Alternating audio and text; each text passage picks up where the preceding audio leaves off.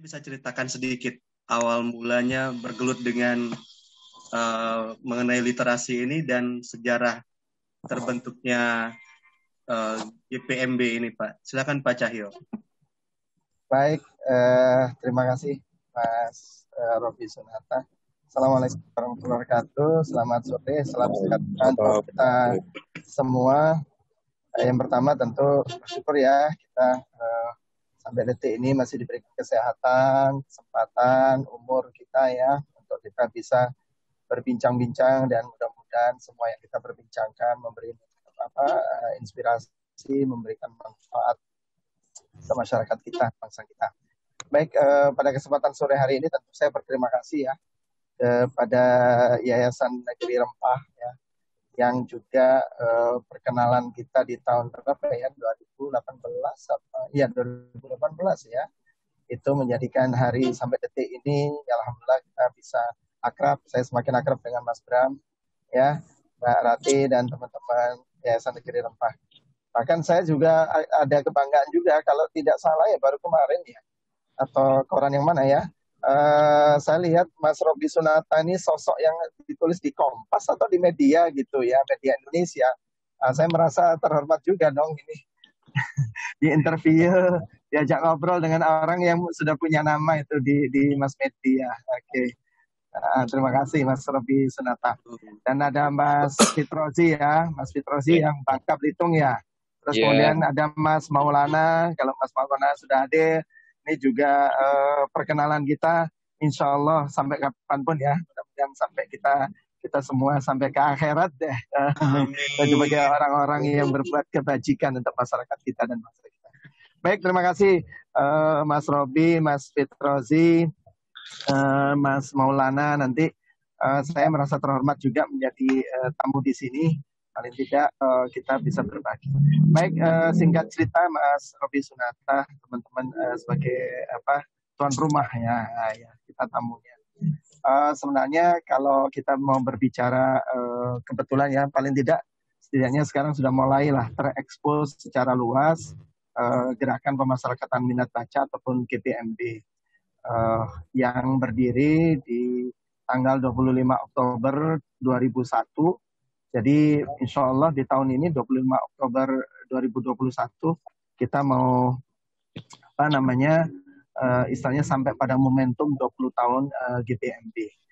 Nah tentunya Mas Robi dan teman-teman, saya ingin menyampaikan ya, biasanya kan kita katanya serba zaman digital, serba zaman instan. Ya alhamdulillahnya saya tidak instan menjadi ketua partai, maksud saya ketua komunitas gitu ya. Ya alhamdulillahnya ya, saya kira kalau relawan-relawan sejati itu adalah tidak ada kata instan, tidak ada kata mendompleng di atas kereta yang milik orang lain dan semacamnya lah.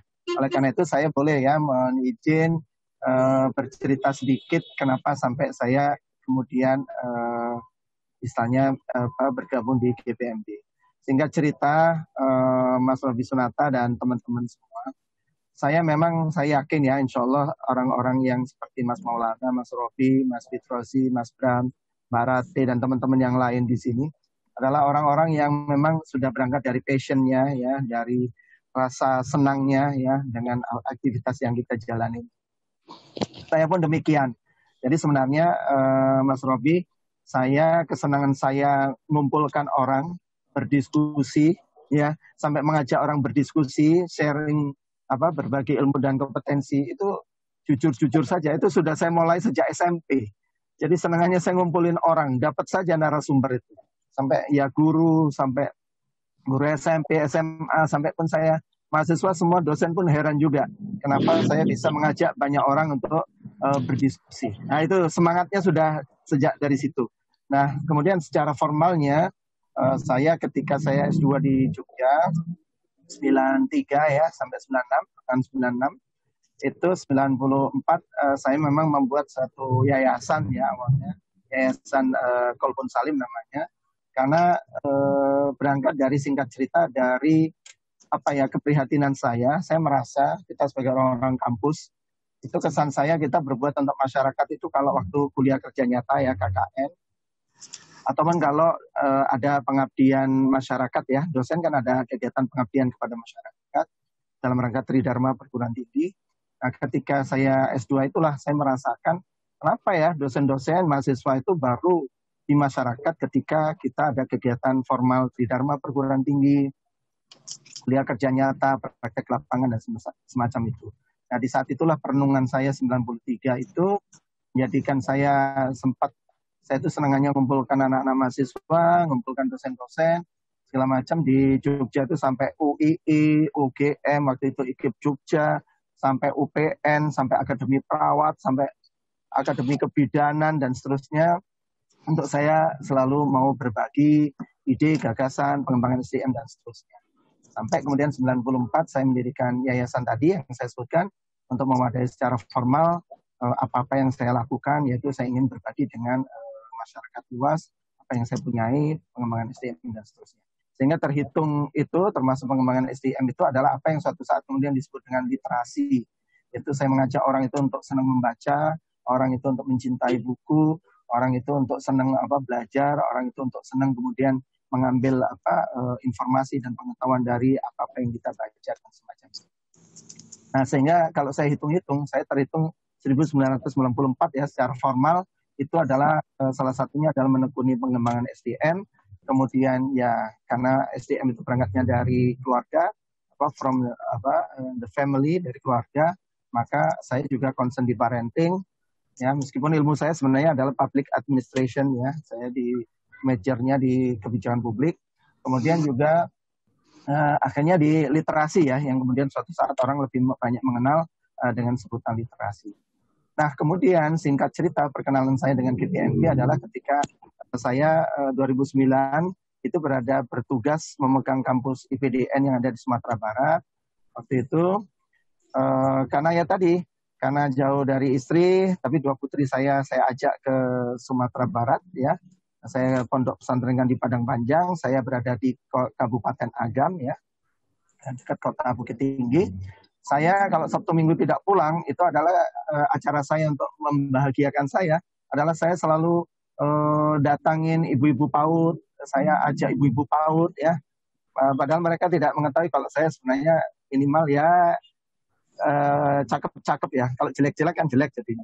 Cakep-cakep begini, saya ini disetarakan eselon 2B sebagai wakil direktur IPDN di Sumatera Barat.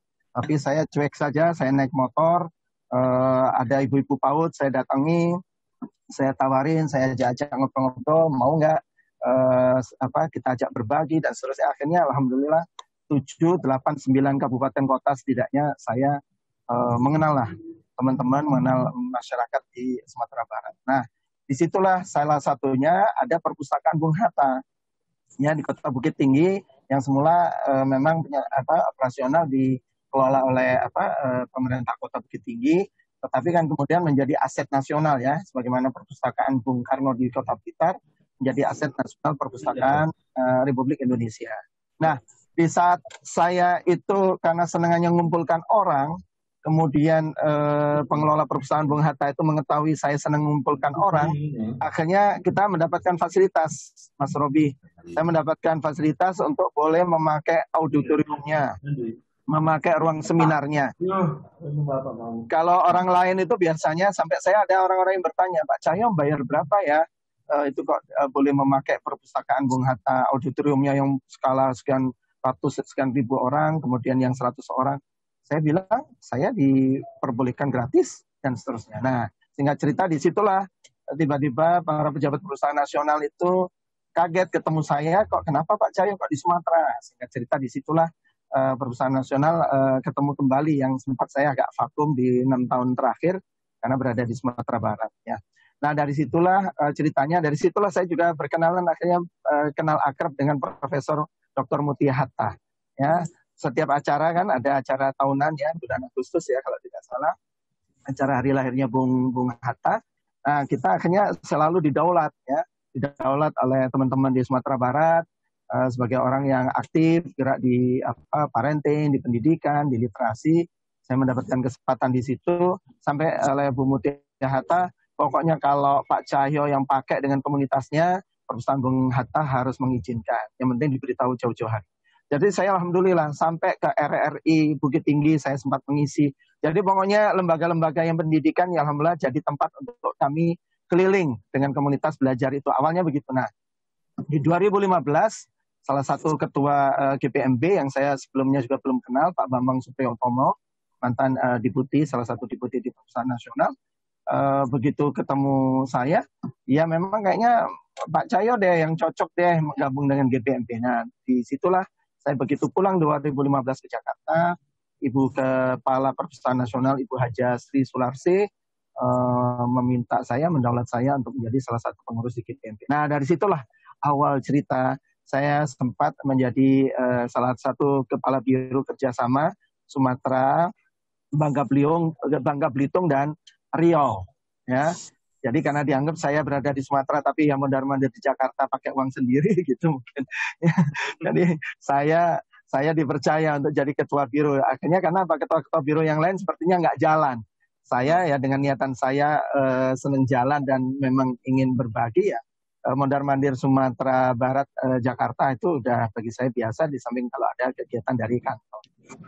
Itu jadi saya periode 2015-2019 jadi ketua biro kerjasama Sumatera, Bangka Belitung dan Riau dan Kepri.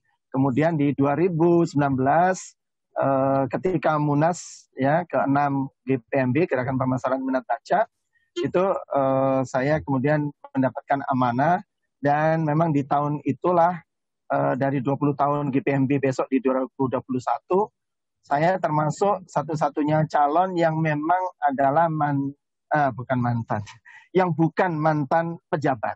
Jadi sebelum-sebelumnya itu selalu mantan pejabat, ya Sestama, ya Sekretaris Utama Perpusnas, Deputi dan seterusnya.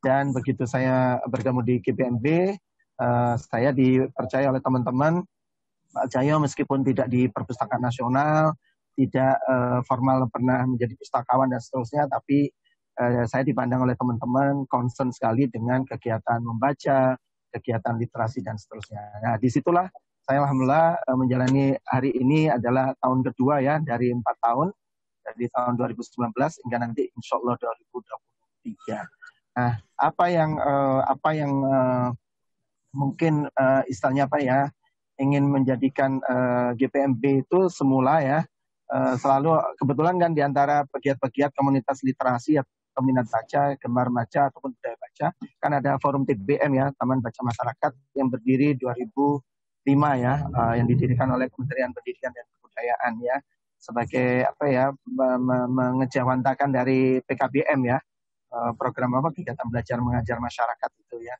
Di samping memang ada yang inisiatif dari bawah yang betul dari grassroots. Nah, apa yang membedakan waktu itu oleh teman-teman TBM, teman-teman komunitas belajar dan seterusnya, ketika ketemu saya selalu saya diberi masukan, Pak Cahyo, kalau Pak Cahyo jadi pengurus GPMB itu sepertinya masih di Menara Gading, masih nyantol di Perpusnas, sehingga kesannya sebagai komunitas atau organisasi sosial pendidikan yang plat merah. Jadi dianggapnya apa-apa itu adalah bantuan dari APBN dan seterusnya. Padahal setelah saya 4 tahun dan menjalani, sebenarnya sama-sama ya sebagai komunitas, kita kan tidak bisa begitu saja langsung mendapatkan anggaran APBN ya, APBN kalau tidak melalui proses perencanaan dan seterusnya. Jadi ya betul-betul kita tetap berjuang, tapi alhamdulillahnya saya selama di GPMB yang selalu paling tidak merasa yang penting cukuplah setahun sekali seminar nasional, Rakornas, koordinasi dengan GPMB dari provinsi, kabupaten, kota sampai ada yang kecamatan dan desa. Kemudian dengan Dinas Perpustakaan dan Arsip Provinsi, Kabupaten, Kota, mereka merasa cukup. Nah, saya selama 4 tahun sebelumnya, saya sudah mencoba untuk mengajak gaya saya seperti sukarelawan ya, komunitas saya sendiri, komunitas belajar bengkel kreasi TIC, terus saya ajak kerjasama, saya ke grassroots bikin acara, saya bikinkan acara sukan literasi, disupport banget akhirnya oleh Perpusnas, sampai kadang kala saya mengundang Prof. Fazli, undang anggota Komisi 10, undang-undang itu nekat saja dalam keyakinan saya mudah-mudahan orang-orang itu bisa dilobi yang notabene saya tidak sanggup memberikan honor jasa narasumbernya. Tapi ternyata niatan kuat saya itu oleh Allah selalu dijabahi, bahkan saya juga pernah sudah mengajak sampai Bu Ferry Anies Baswedan waktu itu sebagai Bu Menteri kan, zamannya Pak Anies, Itu sudah saya bawa ke Sumatera Barat. Ya, acara di perpustakaan Bung Hatta itu nekat saya meminta, dan ya alhamdulillah uang hotel diongkosi Pak Dedi Arifin Panikoro. Nggak apa-apa ya kalau nyebutkan nama orang untuk kebaikan yang menurut saya. Kemudian saya dibantu tiket pulang pergi dari wali kota waktu itu Kota Padang Pak Mayaldi, ya 2 tiket sehingga saya bisa bawa istri dan putri saya untuk datang ke Sumatera Barat.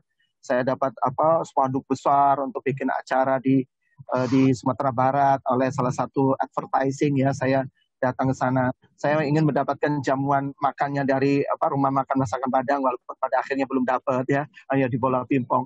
Tapi itu semua saya jalani sehingga saya bisa membuat event besar di perpustakaan Bung Hatta. Hanya dalam keadaan saya anggarkan 150 juta, tetapi saya hanya mengeluarkan uang 1,5 juta. Uang saya sendiri yang saya keluarkan karena ada salah satu momen yang pas makan siangnya ternyata belum tercover. Itu saja, itu awal, sehingga dari situlah saya nampaknya dipercaya oleh Bapak Ibu di GPMB. Nampaknya kalau Mas Cahyo kalau sudah punya ide, punya kemauan, insya Allah jalan. Nah itulah nampaknya yang mungkin sehingga di pas pemilihan kemarin 2019, setelah hampir berjalan besok ini 20 tahun, saya diberi amanah dan gaya saya seperti itu. Jadi karena saya juga belajar di birokrasi, mana yang saya bisa dekati dengan pendekatan birokrasi, kalau seandainya bisa akses ke perpustakaan ke Kemendikbud, ya akan saya upayakan. Tapi kalau tidak, saya ingin menggalang, mencari CSR dan seterusnya. Kalaupun nggak dapat, yang penting tidak mesti harus berupa uang, tapi paling tidak kadang-kadang kemudian dapat tiket, kemudian kadang kemudian dapat udah kalau makan siangnya kami Pak Cahyo, kalau leafletnya Pak Cahyo kita support. Kemudian kalau apalagi misalnya, seperti itu. Agak kurang lebih seperti itulah. Silakan digali lagi.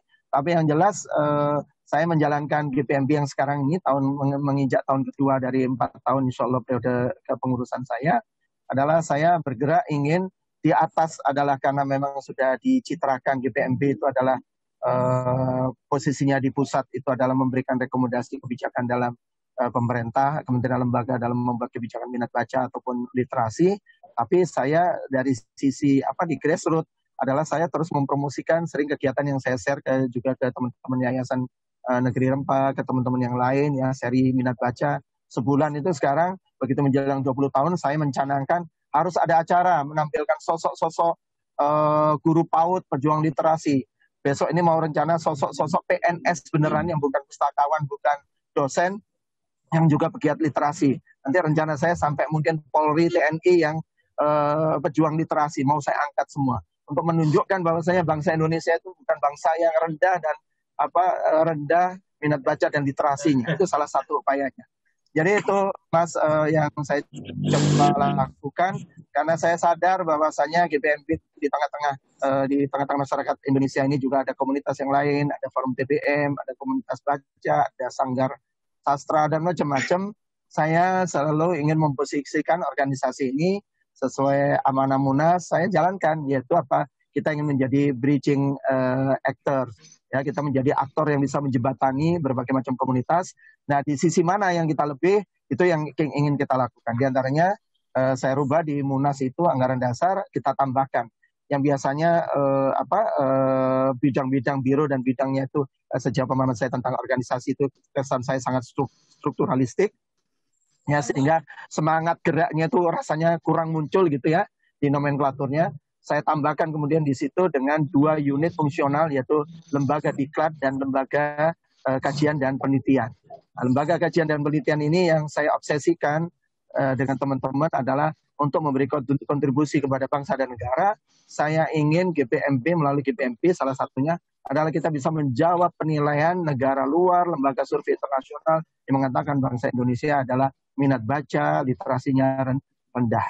Di antaranya dengan melakukan penelitian. Karena alhamdulillahnya di antara pengurus yang pusat itu banyak yang doktor-doktor, ya doktor-doktor, 1 profesor. Jadi saya minta mereka ayo bersungguh-sungguh. Ini kita teruskan the founding fathers kita, perjuangan kita mencerdaskan bangsa itu adalah melalui literasi. Kurang lebih seperti itu dulu Mas. Monggo kalau ada yang Mas. Luar biasa sekali ini. Iya, terima kasih. Silakan Bang Fitro, Bang Maulana. Luar biasa ini, saya sampai bengong mau mulai dari mana ini. Oh, mau tanya apa, bingung kan? Tapi saya ada pertanyaan langsung aja nih. Boleh. Assalamualaikum Pak Cahyo. Iya. Pak Cahyo, sorry saya langsung main masuk aja nih. Jauh Saya dari Ternate. posisi di Ternate. 15 menit lagi kita azan maghrib di sini, Pak. Iya. Iya, makanya saya mohon izin Bang Fitro, Bang Robi, teman-teman ngomong duluan ya. Kalau enggak 15 menit lagi saya azan di Zoom Meet ini. Silakan. Menarik sekali ya Pak Cahyo, ceritanya beragam dan hampir semua bidang ditelusuri ya, dari sisi birokratisnya, sisi komunitasnya, yayasannya, perjuangannya sejak SMP, SMA, kuliah, S1, S2 dan seterusnya. Tapi dari sekian banyak cerita tadi saya tangkap ada satu benang merah Pak Cahyo, yaitu benang merah versi saya ya. Mohon dikoreksi kalau agak ngawur sedikit nih, harap maklum lah. Biasa kita ngobrol-ngobrol sambil ngopi, hari ini kan nggak ada kopinya, jadi ngobrolnya jadi ngawur kayaknya nih. Kurang konsentrasi, kurang kafein. Iya kayaknya, betul sekali Bang. Jadi yang saya tangkap benang merahnya Pak Cahyo, mengapa langsung aja pertanyaan, benang merahnya dalam bentuk pertanyaan nih. Mengapa semua gerakan literasi atau apapun gerakan itu namanya, mau pemberdayaan masyarakat, pelestarian lingkungan hidup, komunitas kuliner, komunitas jalan-jalan, terus apa lagi, sebutkan semua komunitas atau semua organisasi yang dibentuk pemerintah, kita selalu terbentur kreativitas, ide dan pergerakan. Kalau dia diformalkan, dia dijadikan struktural yang berjenjang hierarkinya. Tadi kan Pak Cahyo sering mengulang-ulang tuh. Ada beberapa kali benturan, apakah ini komunitas plat merah atau macam-macam lah seperti itu. Nah, kenapa kita di Indonesia kalau setiap bikin acara, sesuatu yang diformalkan, kayak tadi sudah di-sharing kan ketika jadi dosen, ada pengabdian masyarakat, kok kenapa nanti ada kegiatan kampus baru mau mengabdi ke masyarakat, kayak gitu. Jadi benang merah yang saya tangkap adalah, kenapa kita di Indonesia ya, nggak tahu kalau di luar, sering sekali kebanyakan kegiatan yang berhubungan dengan masyarakat atau lingkungan sekitar itu jadi kaku kalau diformalkan, distrukturalkan, kemudian tidak masuk ke substansi acaranya, intinya tidak dapat lah. Kesannya cuma foto-foto, formalitas, pencitraan, spanduk, foto pejabat besar-besar di mana-mana, ada sambutan, pagar betis, anak-anak SD, SMP, SMA di kiri kanan jalan, zaman-zaman Orde Baru masih tertinggal kalau kita di daerah-daerah nih, kesannya masih seperti itu. Selalu ada sisi positif dan negatifnya. Nah, saya ingin sedikit tanggapan Pak Cahyo. Kok sesuatu yang tidak organik tuh, yang sporadis itu lebih greget, lebih asik pergerakannya daripada sesuatu ketika dibuat jadi formal, dibuat jadi struktur kaku gitu. Kalau selama ini seperti ini kan percuma ada lembaga, percuma ada kementerian yang ngurus masyarakat dan seterusnya. Nah, bagaimana mensiasatinya ini, Pak Cahyo? Saya butuh sekali masukan sebenarnya nih, karena kita banyak bergerak di dunia seperti ini, malah jadi kaku kalau setiap acara harus ada sambutan pejabat, setiap acara harus nunggu orang nomor satunya datang dulu baru dibuka acaranya. Kemudian kasihan ibu-ibu atau masyarakat yang sudah menunggu berjam-jam, euforianya nggak dapat gitu. Tapi bagi kalangan pemerintahan atau birokratisnya itu sukses, dianggap berhasil. Orang banyak datang, foto-foto segala macam, penyerahan bantuan dan seterusnya, muat di berbagai media online, apalagi zaman sekarang ya, zaman smartphone nih, yang penting kegiatannya diliput media online sudah dianggap berhasil. Mau perkara orang dapat substansinya atau enggak gimana? Itu sebenarnya gundah gulana saya selama ini sih berkecimpung di dunia formal dan non formal, pemerintah dan non pemerintah. Kira-kira mohon pencerahannya Pak Cahyo jelang waktu berbuka di sini nih, mudah-mudahan kita tambah cerah dengan ceritanya. Terima kasih. Baik Mas Maulana, ini pertanyaannya orang pinter kan, yang menjawab mudah-mudahan menjadi orang pinter juga. Amin. Berat, kelas berat. Pertanyaan jadi, orang bingung ini Mas, pertanyaan orang bingung. Tapi nanti pokoknya diajak lagi, kita pergi ke Ternate dan Tidore, insya Allah tercerahkan lagi. Tidore, masih ngutang kita ke Tidore. Siap. Ya, baik. Jadi pada intinya memang seringkali itu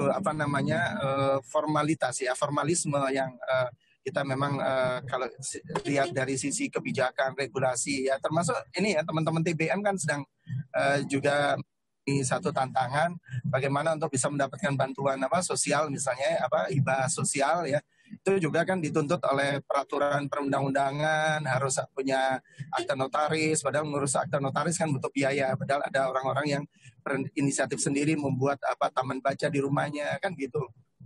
Kemudian tanpa akta notaris, kemudian tidak mendapatkan rekomendasi dari dinas dan seterusnya, itu kan seringkali terhambat. Nah, inilah yang oleh teman-teman yang hari ini bergerak ya, setidaknya yang saya ketahui, yang saya kenali gitu ya, ada upaya-upaya untuk ingin misalnya melakukan satu upaya seperti apa yang memudahkan komunitas-komunitas ya, pegiat, sanggar dan seterusnya, supaya tidak terjebak di formalitas itu. Tetapi kalaupun suatu saat ada bantuan dari pemerintah gitu ya, mau APBN atau APBD, mereka bisa akses. Hanya memang persoalannya seringkali secara pertanggungjawaban keuangan itu kan kemudian terkendala ya. Kalau ya bicara kebijakan regulasi itu kan memang harus ada bukti bahwasanya yang diberi ya, yang diberi dan yang dalam artinya yang diberi dan sekaligus yang menerima itu adalah betul-betul bisa mempertanggungjawabkan bahwasanya memang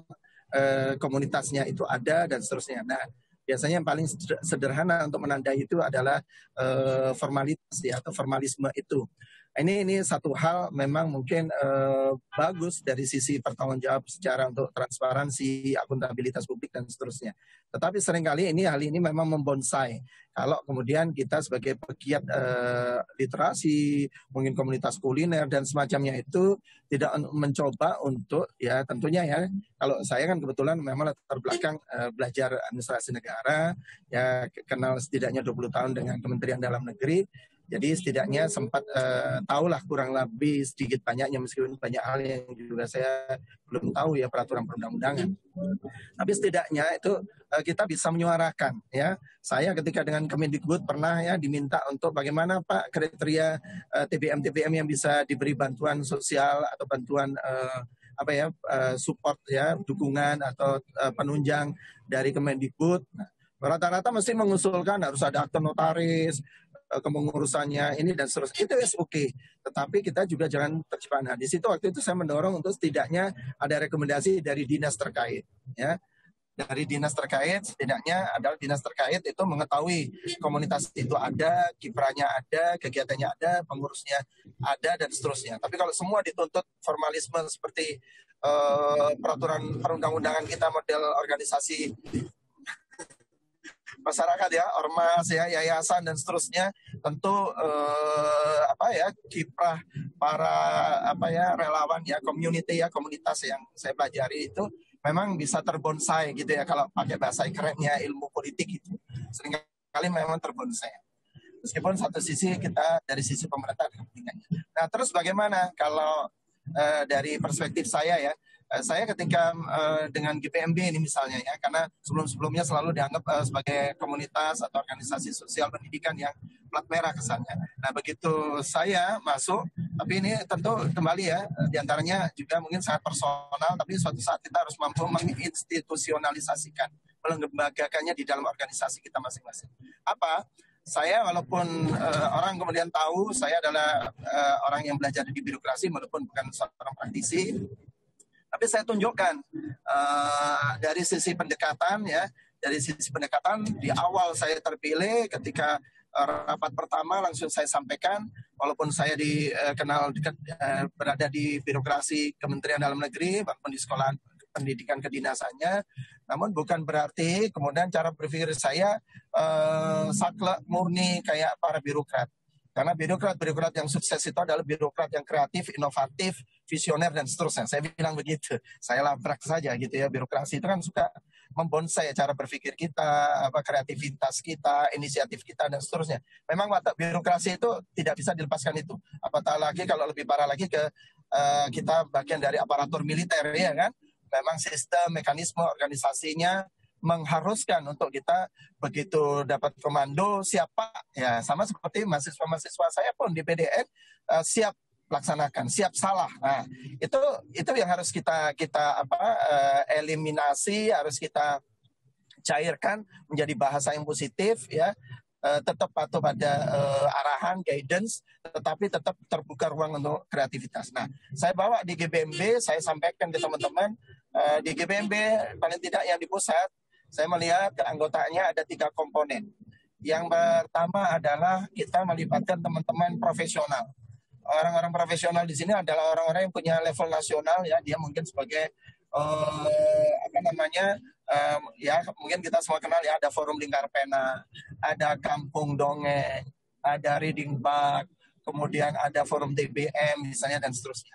Nah itu saya anggap orang-orang profesional. Nah orang-orang profesional kita harus hargai dia secara profesional. Di mana kesukarelawanannya kita butuhkan dan di titik mana nanti ada mereka kita hargai secara profesional. Saya kira ngerti ya, maksud saya profesional itu mereka kan selama ini kalau bergabung dengan model kita ini kan biasanya sharing kita harapkan gratis kan kasarnya gitu. Tetapi saya sudah menjembatani sejak awal, punya ide, kita punya lembaga diklat. Lembaga diklat ini akan menampilkan teman-teman yang profesional ya untuk menyampaikan misalnya read aloud-nya misalnya atau mengajari menulis ya cerpen novel dari FLB misalnya. Tapi kita akan hargai secara profesional ketika nanti dari masyarakat misalnya ada semacam kontraprestasinya ya, misalnya kalau ada kegiatan yang misalnya berbayar karena kurang lebih gitu, kita atur dengan mekanisme kerja sedemikian rupa sampai demikian. Kemudian yang kedua ada keanggotaan dari mereka-mereka orang ASN. ASN-nya Perpusnas kan istilahnya dilibatkan di GBMB. Nah ini yang paling tidak mudah teman-teman sekalian, Mas Maulana. Bagaimana saya yang notabene 20 tahun dalam celupan birokrasi, itu untuk menyadarkan teman-teman yang di ASN, untuk menyadari bahwa mereka ini berada di GBMB, itu untuk menjadi seorang sukarelawan. Itu kan harus merubah mindset, harus mengubah sikap dan perilakunya. Ini tidak mudah. Saya di dalam 4 tahun yang lalu jadi kepala ketua biro saja karena saya memang senang ya ngurusin aktif. Jadi terasa banget kan situasi di dalam itu. Bagaimana kalau namanya birokrasi, no money, no action.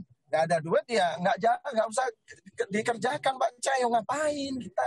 Loh, ini bukan begitu. Ini GBMB ini, walaupun yang merintis adalah Perpustakaan Nasional, kemudian para pegiat dan seterusnya, notabene seolah-olah itu sepenuhnya adalah inisiasi dari sebuah lembaga fungsional yang namanya Perpustakaan Nasional, bukan berarti watak karakteristiknya adalah karakteristik birokrasi mencoba untuk internalisasi, mensosialisasikan nilai-nilai kesukarelawanan itu seperti apa di antara teman-teman yang ASN, meskipun tidak mudah. Karena biasanya ASN yang staff itu dia kan punya atasan. Kalau dulu masih mengenal ada dia punya namanya kabit, kabar.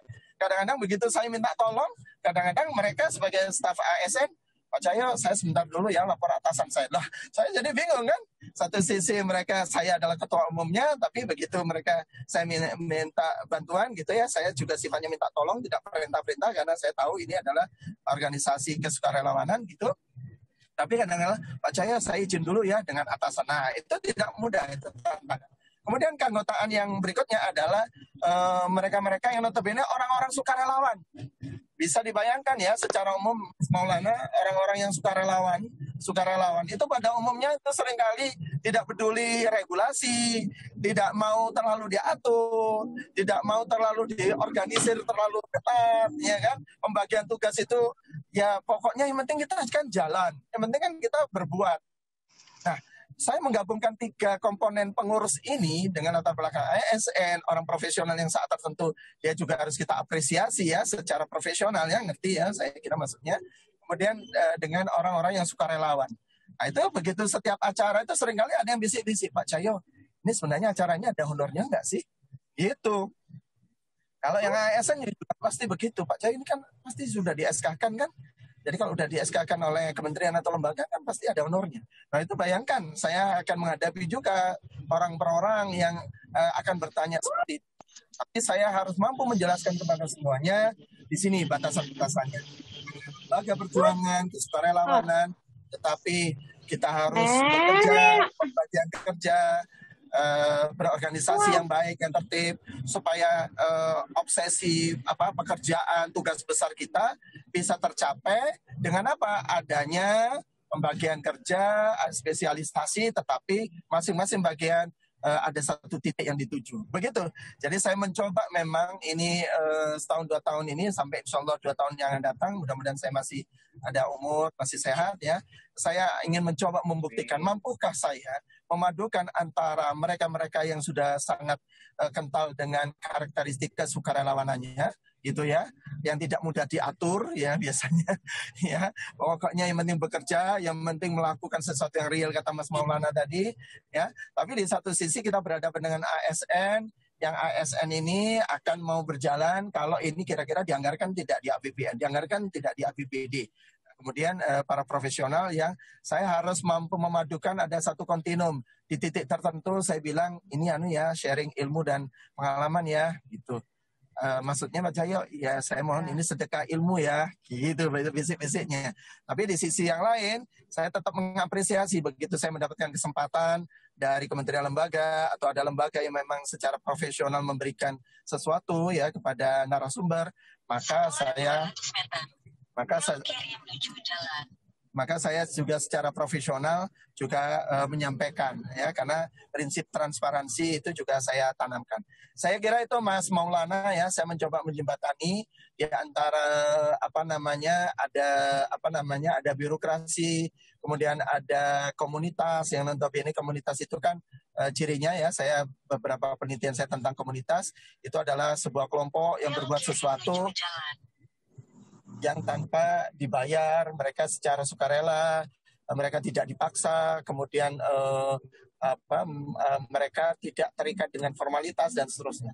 Saya mencoba menggabungkan antara 3 tipologi, ada birokrasinya, ada komunitas kesukarelawanan, kemudian ada orang-orang yang profesional. Mudah-mudahan saya bisa melakukannya, karena biasanya kan ilmu pemerintahan, administrasi negara, ilmu politik pun sebenarnya kan bukan semata-mata ilmu pengetahuan, tetapi sebagai satu seni. Kurang lebih seperti itu, Mas.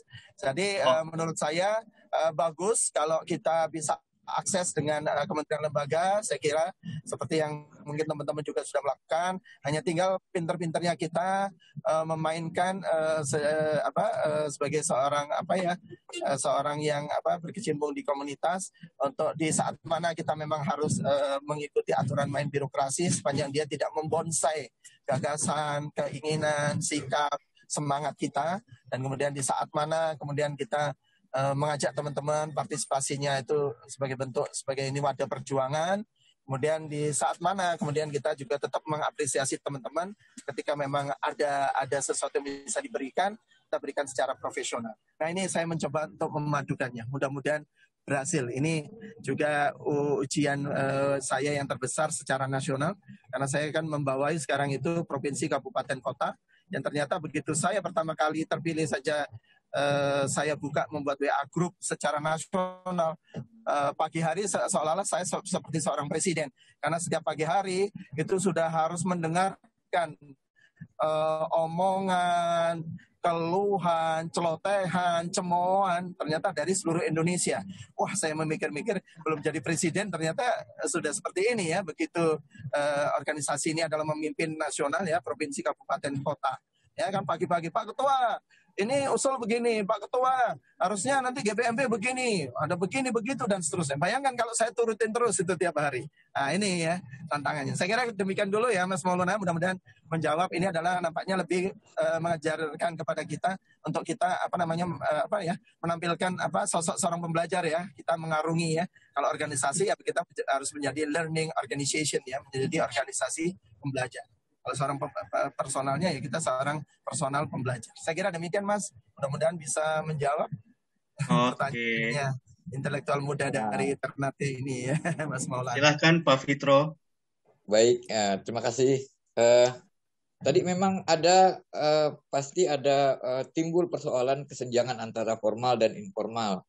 Karena Pak Cahyo mungkin ada di administrasi publik, sementara komunitas ini bergerak di kebijakan publiknya gitu, penjawantahannya dari kebijakan publik. Nah, yang saya tertarik itu cerita awalnya Pak Cahyo soal jauh dari keluarga sehingga membangun komunitas. Ya, eh, apa namanya dasarnya tuh dari parenting. Nah, bagaimana GPMP ini mengupayakan literasi ini dari sisi parenting, dari pendidikan domestiknya. Ya, jelas mungkin Pak Aceh. Sedikit terima ketangkap ya. Nah. Ya, baik, selamat ya. Insya Allah dalam waktu dekat mudah-mudahan bisa ke Bangka Belitung lah ya. Lihat geoparknya, ya. Saya udah ingin banget gitu ya. Oke, amin. Ya, kita karena Pak Fitro juga nih penggiat literasi di Bangka Belitung, Pak Cahyo. Oh iya, siap. Baik, Pak Fitrozi ya, mudah-mudahan berkenan saya berbagi. Ya, alhamdulillah, karena tadi ya ini kembali ya, saya rasa ya, saya yakin saya hari ini punya teman-teman yang menjadi terus belajar, kemudian terasah dengan pengalaman, ya, kemudian teruji dengan tantangan, kemudian terlatih dengan berbagai persoalan. Semakin saya pernah membaca satu ungkapan yang saya temukan di Kabupaten Sijunjung ya, Sawalunto, meskipun itu daerah tambang ya, tapi ada satu ungkapan pelaut yang handal tidak dilahirkan.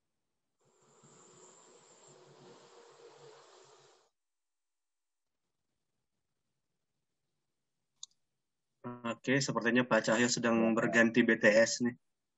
Iya, kayaknya. Kita tunggu aja, hilang. Ganti sumber sinyal kayaknya. Yang menarik juga. Iya. Menarik juga nih Pak Cahyo, dari Jogja, kota budaya, pindah ke Sumbar, provinsi yang banyak ini ya, orang-orang yang kita kenal, founding fathers yang jago baca buku gitu ya. Iya. Terus satu lagi mungkin Bang Robi, di sana itu ada prep school ya. Prep school itu sekolah guru. Oh ya, prep school. Ya, sekolah guru for the clock gitu kan, yang dan agama ini saya pikir kalau dikorek-korek cerita dari Pak Cahyo, Padang Panjang ini kan nggak tahu nih yang mana yang dijuluki kota Serambi Mekah itu. Ya. Kalau nggak salah di Agam atau Padang Panjang, saya lupa. Tapi kalau Pak Cahyo pasti tahu itu. Saya pikir. Coba nanti kita tanyakan Pak. Ya, ada keterkaitan dengan sekolah non formal, sekolah madrasah, yang dulu kan banyak pesantren tuh mereka kan. Iya Pak. Ya, banyak orang tidak tahu bahwa pesantren-pesantren ini melahirkan menjadi pusat bagi daerah-daerah Sumatera lainnya untuk memajukan literasi, terutama Arab gundulnya gitu. Kan era itu kan belum ada belum Latin, Bang. Ini kan. Nah cerita-cerita itu mungkin. Oke. Lanjut ya. Ya silakan. Oke, silakan Pak. Dan juga di Sumber banyak sekolah perempuan, Pak ya? Ya, itu mungkin ada itu yang saya kaitkan dengan pendidikan ketika jauh dari keluarga gitu. Tapi dekat dengan anak-anak, dekat jauh dari istri gitu kan, waktu ditugaskan di Sumatera Barat, tapi lebih memilih mendampingi anak-anaknya dan menyekolahkannya ke pesantren itu. Jadi ini ada cerita yang menarik, bagaimana literasi itu berkembang dari satu madrasah, dari sekolah agama ya. Buya Hamka juga kan dididiknya agama. Halo? Ya, halo. Ya. Silakan Pak Cahyo. Pak Cahyo, silakan Pak Cahyo. Apa nih belok jalannya yang apa namanya apa? Kayaknya dia di daerah yang perpindahan antara BTS satu ke BTS lain kayaknya, bahasa terjebak di situ. Iya. Saya pikir itu yang latar belakang kisah awal beliau itu perlu dieksplor ya, mungkin dalam pengertian ada inspirasi yang Padang ini untuk memajukan literasi gitu. Ya. Ya, betul. Nah, tapi yang kini di kota-kota ini memang gaya-gaya kota itu memang gaya administrasi kan. Karena mungkin kata Renat Kasali itu, kita itu menghadapi masalah kelompok sosial, kelompok masyarakat yang untrusted society. Jadi masyarakat yang tidak saling percaya gitu. Jadi kalau meminjamkan buku itu harus memberi buku itu, sumbangan itu harus ada notanya kan gitu kan. Gitu juga membuktikan. Nah, tapi bukti itu saya sering jadikan ini Bang Robi. Jadi indikator. Jadi kalau saya ngelihat bahwa aktif atau tidaknya perpustakaan itu, saya ngelihat berapa kotak peminjaman dia yang di belakang buku itu. Oh. Kalau banyak itu hampir habis. Wah, bagus nih bukunya. Nah. Kalau anak-anak baca ya? Iya. Kalau anak-anak tuh saya sering nanya, buku yang warna merah ada berapa ya? Bukan judulnya. Saya nggak penting judulnya. Nah, buku yang sedikit warnanya hijau, warna hijau. Warna merah lebih bagus, lebih banyak. Nah, itu pertanyaan anak-anak kan. Kalau di perpustakaan yang Bang Fitro kelola sendiri, rata-rata anak-anak suka baca buku apa, Pak? Iya, itu kalau anak-anak itu jangan ditanya buku, jenis bukunya, warnanya gitu. Nah, kalau yang Halo. Ya. Halo Pak Cahyo. Udah ada gambarnya lagi. Silakan Pak Cahyo. Mungkin mohon maaf ya, karena diulangi lagi, Pak. Ya. Silakan. Ya, saya mohon maaf karena numpang dengan handphone sebelah. Baik, Pak Fitrozi. Ya. Jadi kita memang ingin berangkat dari memang kebutuhan real di masyarakat kita seperti apa. Itu yang menjadi latar belakang saya. Kemudian saya mencoba memahami misi ya, visi misinya GPMP itu salah satunya diantaranya adalah istilahnya pembudayaan kegemaran membaca. Di misi yang kedua itu saya hayati betul. Kemudian real kebutuhan di masyarakat seperti apa, saya gabungkan antara visi misinya GPMP itu dengan real kebutuhan di masyarakat. Kemudian saya terjemahkan di struktur organisasi GPMP itu, Pak Fitrozi. Di situ untuk bahasa singkat saya, karena memakai kata pemasyarakatan minat baca, saya memakai kata minat baca ya, bukan literasi. Itu adalah ada bidang bina baca ya, budaya baca maksudnya ya, sampai budaya baca ya. Bidang bina baca keluarga. Kemudian ada bidang bina baca masyarakat, ada bidang baca komunitas, ada bidang baca dikdasmen, pendidikan dasar dan menengah, sampai bina baca perguruan tinggi. Nah, sehingga dari sini, karena memang saya sudah menyadari salah satu upaya kita untuk meningkatkan literasi ya, kecerdasan literasi, ataupun menumbuh kembangkan minat, kegemaran, bahkan sampai membangun budaya baca masyarakat kita itu adalah pendekatannya harus dimulai dari keluarga, dari family, dari keluarga. Maka betul-betul ini menjadi termasuk salah satu prioritas kegiatan kita. Dan saat ini betul-betul kita ingin mendorong ya berangkatnya literasi ya, itu tidak semata-mata tergantung pada adanya sekolah, satuan pendidikan, pada adanya komunitas dan juga perpustakaan. Karena pada dasarnya kan minat baca, kegemaran bahkan budaya baca itu kan terlahir bukan tiba-tiba dari satuan pendidikan ya, dari sekolah, dari perpustakaan, dari komunitas ya kan, dari taman baca, dari GPMB, tetapi dari orang terdekat di dalam keluarga kita, dari ayah bunda kita. Nah, disitulah Pak Fitrozi pendekatan parenting itu juga menjadi salah satu acuan kita untuk pembudayaan kegemaran membaca seperti amanah Undang-Undang Nomor 43 Tahun 2007 tentang perpustakaan. Kurang lebih seperti itu dulu sementara yang saya tangkap. Nanti kalau ada yang perlu dikoreksi, Pak Fitrozi, monggo. Ya. Ya, mungkin Mas Robi bisa. Ya. Oke. Bang Fitro ada tanggapan atau enggak saya cukup. Mungkin cukup. Ada, saya kan di Palembang itu juga kan ada kemarin yang di siapa tuh teman-teman yang di bekas benteng apa? Lupa saya. Yang dikelola oleh remaja-remaja itu. Nah ini kan apa namanya? Yang kemarin menjadi sempat bantu Bang Robi cerita literasi. Oh iya, berani bergerak di rumah kapitan. Perpustakaan bergerak di rumah kapitan itu. Berani bergerak ya teman-teman, berani bergerak. Iya, saya pikir kelompok-kelompok itu juga mereka ini mungkin gerakannya gerakan non formal, tetapi 1-2 orangnya itu pasti ya seperti Pak Cahyo tadi, orang yang bisa menjembatani antara melihat ke bawah, tetapi juga mampu berkoordinasi. Karena daya koordinasi ini kalau komunitas ini susah. Kadang-kadang kalau komunitas ngadap ke pejabat, kadang-kadang udah dilihatnya bukan bukan isi kepalanya, tapi dari kepala sampai ke kaki.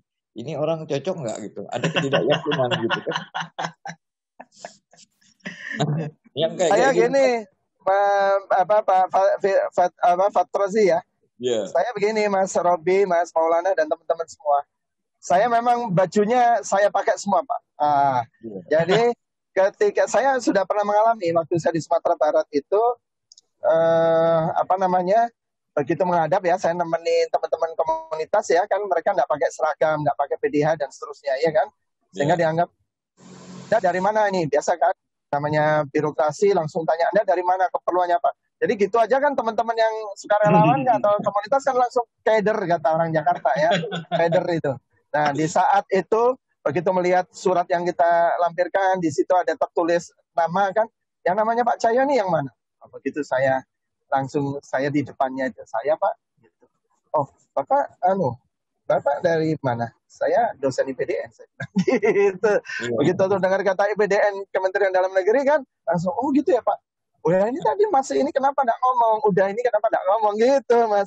Jadi karena teman-teman kan nggak biasa dengan itu. Saya kebetulan pengajar pelayanan publik ya, jadi lama-lama membiasakan gayanya orang kalau saya nginep di hotel, resepsionis itu nerimanya seperti apa, ya. Kemudian kalau kita ngomong dengan sales marketing seolah-olah kita IO gitu yang sudah punya duit banyak ya, mau nanya hotel itu seperti apa, itu saya pelajari dan saya praktekkan. Kadang saya tularkan ke teman-teman komunitas supaya tidak keder kalau menghadapi birokrasi itu kira-kira seperti apa, menghadapin orang-orang yang kita misalnya pinjam ruangan di hotel itu seperti apa, dan seterusnya. Kalau kita menjadi orang yang belum dikenal sama sekali itu kira-kira baju seperti apa yang harus kita pakai. Sehingga saya ketika itu benar-benar saya real menampilkan, ketika sudah mentok-mentoknya orang masih tanya-tanya kayak kita ini siapa, langsung saya kebetulan aktif di komunitas ini, tetapi saya kebetulan dosen di PDN Kemendagri. Oh iya Pak, gitu ya Pak, silakan.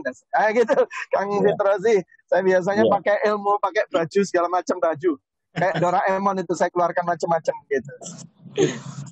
Nah, saya rasa orang seperti Pak Cahyo ini diperlukan bagi komunitas, bukan karena mereka tidak mampu, tetapi ini bagian karakter kita ini seperti itu di komunitas gitu. Malas ribet gitu ya. Kalau ribet apa? Nah, jadi memang harus ada saling kerjasama lah. Saya pikir GPMP juga sangat diperlukan oleh komunitas, dari ibu-ibu, karena ibu-ibu itu kadang-kadang bahasa ibu-ibu itu bahasa literasinya itu beda dengan komunitas. Jadi mungkin itu yang perlu kita semangati, bahwa koordinasi GPMP ini harus selalu menjalin ya dengan komunitas, dan karena komunitas tidak punya daya koordinasi seperti Pak Cahyo tadi gitu. Terima kasih. Oke. Tapi itu semua belajar sih, Kang Fitrozi. Bukan karena kita juga, saya pun merasakan itu tidak saya peroleh kalau kita belajar di kampus kan ya Mas Robi ya Mas Maulana ya. Itu kita perolehnya karena kita aktif di komunitas kan justru. Nah itu sebenarnya kita belajar juga dari komunitas. Hanya cuman kita mempelajari tipikalnya birokrat itu seperti apa kalau nanyain kita kan gitu. Gitu. Nah Pak Cahyo. Ini kan kita baru 2 hari yang lalu merayakan Hari Buku Internasional ya. Oh iya betul. Terus juga ada, menurut sementara orang, kalau kita lihat di media, kasarnya adalah minat baca kita rendah. satu dari 1.000 orang yang Hmm. minat bacanya ada gitu. Itu dari pengalaman Pak Cahyo sendiri selama bertahun-tahun bergelut dengan literasi ini, itu benar atau enggak sih sebenarnya? Dan kalau memang itu ada krisis minat baca, solusi yang bisa ditawarkan dan sedang dikerjakan apa Pak? Yang bagusnya apa? Gimana Pak Cahyo? Waduh, itu pertanyaan yang memang saya tunggu-tunggu. Ini kalau didengarkan oleh publik secara luas, Mas Robi dan teman-teman semua. Ini saya selalu menunggu-nunggu kesempatan dan dengan pertanyaan yang seperti itu. Saya sebagai orang yang kita dilahirkan memiliki kemampuan critical thinking ya, yang katanya juga merupakan sekian C, ya, sekian C yang dituntut oleh abad global, abad digital dan seterusnya. Ini Mas, jadi berdasarkan pengalaman saya dan juga karena saya tadi merasa sebagai seorang peneliti, sebagai seorang akademisi, saya tipikal, makanya kenapa kemudian saya bertemu dengan Yayasan Negeri Lempa, dengan Jalur Rempah itu langsung cocok, bicara tentang kekayaan intelektual, kekayaan daerah Indonesia itu cocok, karena intinya begini, adalah saya mau menyampaikan begini. Jadi laporan-laporan yang ada itu Mas sekarang ya, tadi Mas Robi saya sampaikan di GPMB setelah Munas itu saya buatkan satu unit fungsional yang namanya Lembaga Kajian dan Riset atau Penelitian. Ini juga kita amanahkan, kita derivasi sampai ke provinsi, kabupaten, kota. Itu secara gagasan, secara pemikiran saya sudah lontarkan secara nasional kepada GPMB, pengurus daerah GPMB provinsi, kabupaten, kota untuk punya peran yaitu di lembaga kajian dan riset. Karena kita kan punya perguruan tinggi, punya banyak lah ya lembaga-lembaga yang bisa kita akses sumber dayanya termasuk SDM. Nah, apa yang saya mau katakan singkatnya Mas Robi, ini bisa panjang nih satu sesi sekian jam sendiri. Saya menyampaikan di depan waktu itu pengukuhan saya sebagai ketua dan pengurus ya oleh Bapak Kepala Perpustakaan Nasional. Beliau menyampaikan mudah-mudahan wadah GPMB merupakan wadah perjuangan untuk bisa menjawab penilaian-penilaian lembaga donor dan seterusnya. Langsung saya menyampaikan walaupun dalam bahasa formal. Sampai saya merinding betul. Saya mendengar beliau menyampaikan itu, saya jawab bahwasanya adalah apa yang dirasakan oleh Bapak Kepala Perpustakaan Nasional itu yang saya rasakan beberapa tahun terakhir.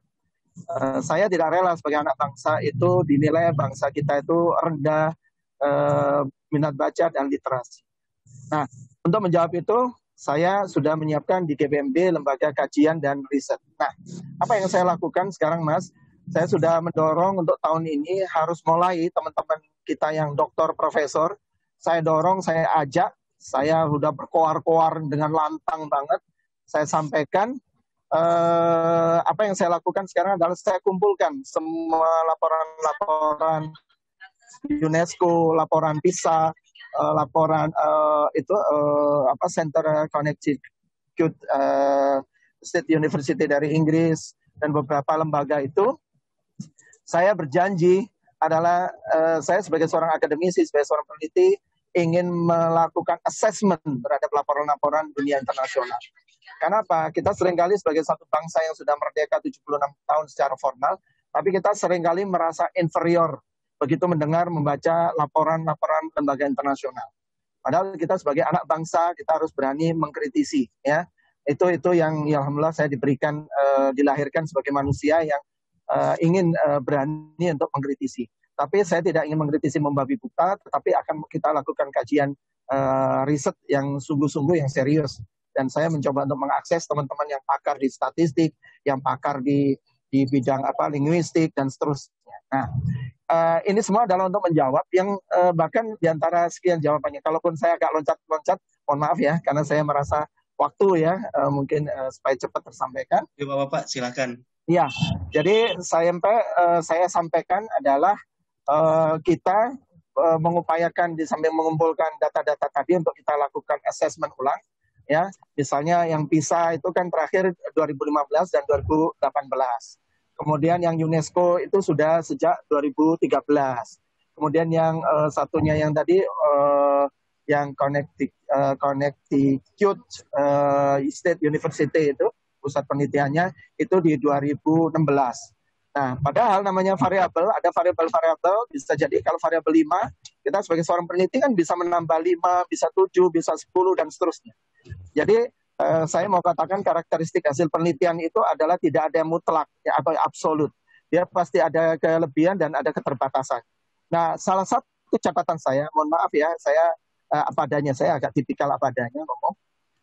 Sayangnya adalah kadang-kadang para pembesar kita, para pembuat kebijakan di negeri kita ini, selalu kalau menarasikan tentang minat baca Indonesia, bangsa Indonesia, literasi bangsa Indonesia, itu selalu menarasikan, ini loh minat bangsa Indonesia rendah, minat bacanya rendah, literasinya rendah.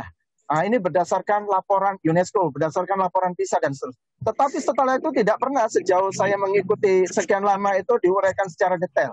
Bahwasanya laporan penelitian itu harusnya meresponnya seperti apa secara ilmiahnya. Kemudian secara detailnya seperti apa. Di mana letak kelebihannya, di mana letak kekurangannya. Yang namanya penelitian kan tidak ada yang mutlak. Kita sama-sama sebagai ilmuwan pasti akan mengatakan begitu. Kemudian juga mengenai variabel. Ya, variabel itu bisa ditambah, bisa dikurangi. Nah, tentunya narasi yang positif, narasi yang saya cukup mengenal ya, 1-2 pejabat di Kementerian Pendidikan Kebudayaan ketika bicara literasi rempah ya, saya ikuti Mas Bram, Mas Kaidar Saleh ya, di YouTube ya, saya buka-buka ya, dulu-dulu apa yang dilakukan Yayasan Negeri Rempah, teman-teman apa komunitas kuliner. Itu kalau ada 1-2 pejabat yang bisa menarasikan secara positif, kalau kita menyebut kekurangan, itu bahasanya di mana kekurangan itu gitu loh. Bahasa kekurangan itu di mana titiknya. Sehingga orang itu clear dulu. Tidak langsung, kita langsung merasa inferior.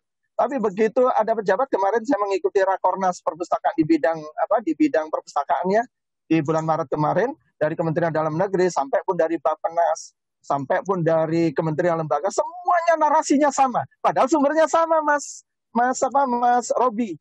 Dan anehnya sementara ini ya, nanti kita sama-sama cek. Yang UNESCO yang mengatakan 1 dari 1000, itu setelah saya googling, saya buka sumber resminya sementara ya, mudah-mudahan saya tidak salah, saya sudah cari. Saya kalau sudah mantengin ya, kata orang Jawa, mantengin sumber berita ya, jurnal, e-book, saya tuh insya Allah tipikal tekun. Mau pagi sampai jam 1, jam 2 itu saya jalani. Nah, itu sejauh yang saya ketemukan sementara, kata-kata dalam bahasa Inggrisnya, yang 1 dari 1000 itu yang dari penduduk Indonesia yang setidaknya senang membaca, itu baru saya ketemukan 2. Satu adalah dari catatan seorang teman, ya, seorang teman pegiat literasi yang ingin memberi apresiasi terhadap pustaka bergerak, Mas Nirwan Arsuka waktu itu. Nah, kutipan itu dari salah seorang teman yang lagi kuliah di Melbourne University di Australia. Kutipan bahasa Inggrisnya sama.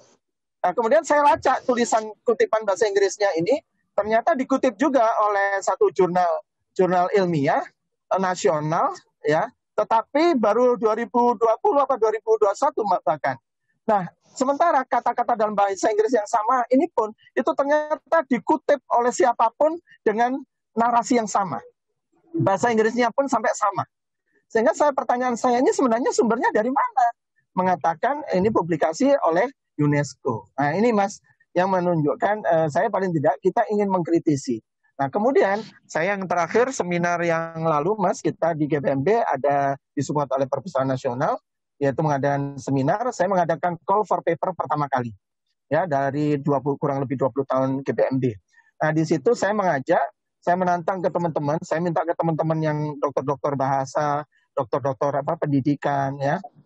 Saya bertanya, yuk teman-teman, ini benar nggak sih literasi minat baca kita, katanya kita sampai dikatakan kita bangsa yang tidak punya budaya baca, tidak punya budaya literasi. Padahal kemudian saya berusaha melacak dengan pengalaman saya berkenalan dengan Negeri Rempah, ya, dengan Festival Borobudur tahun 2018 saya akhirnya kenal para arkeolog, sosiolog, antropolog, filolog, tak kejar semua Pak Fitrozi. Saya itu kalau sudah Arab ya, bahasa memang Jawa Timur kok Arab itu saya kejar. Saya temui Profesor Fatur Rahman, saya temui siapa, saya ingin pastikan benar nggak masyarakat kita tidak pernah menulis abad berapa, ya, sebelum Masehi kah, zaman kerajaan kah, sehingga dari situ logika saya sebagai seorang peneliti mau mengatakan bahwasanya aneh dong kalau tiba-tiba kita dikatakan sebagai bangsa yang minat bacanya rendah dan seterusnya, atau bahkan sampai ada yang mengatakan budaya baca yang bangsa Indonesia itu rendah karena apa? Terlalu dominan budaya bertutur. Jadi seolah-olah kebiasaan mendongeng, ya tutur tinularnya bangsa kita itu justru yang menghambat budaya literasi.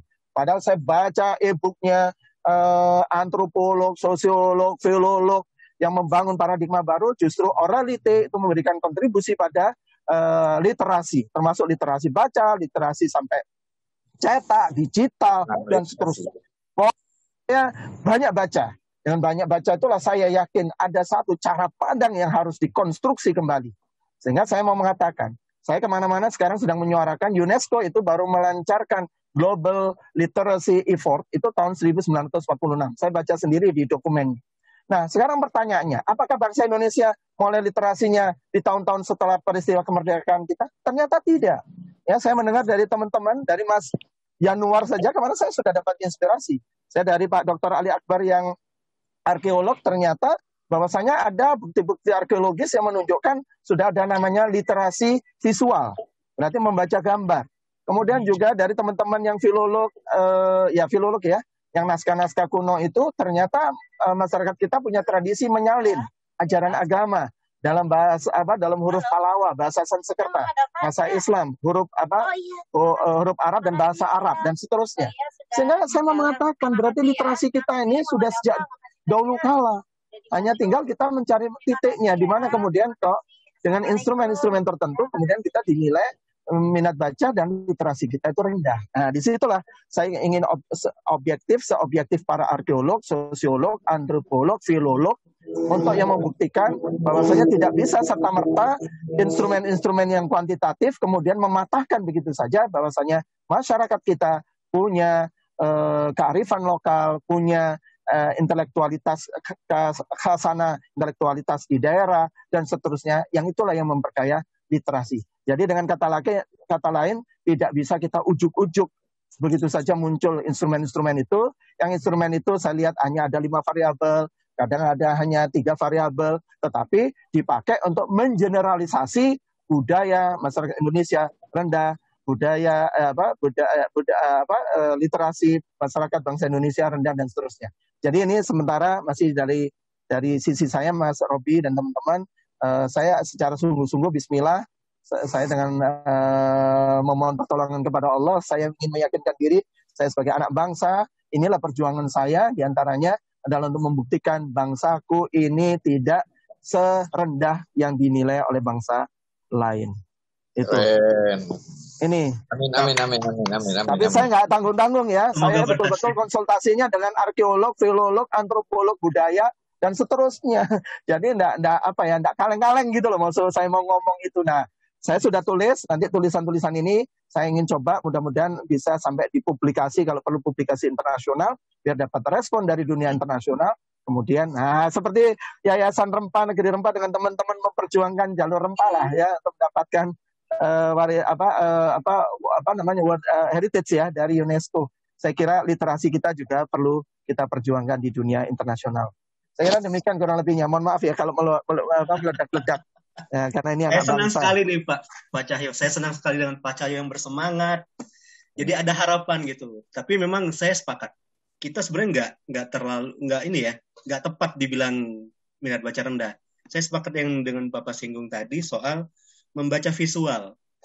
Karena kita biasa memperhatikan mungkin ya. Terus kita membaca tanda-tanda dari secara visual lah. Apa itu yang nempel di kayu, di batu, kayak gitu. Mungkin Bang Fitro yang mau ditambahkan, Bang Fitro. Ini menarik soalnya, Bang Fitro.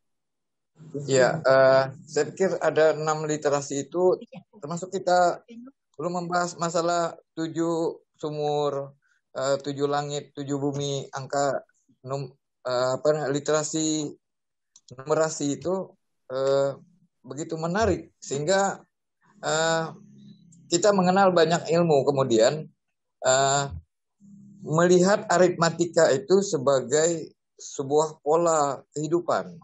Nah, ini yang orang melihat bahwa pada kalender misalnya, ya itu kan kalender Pak Cahyo mungkin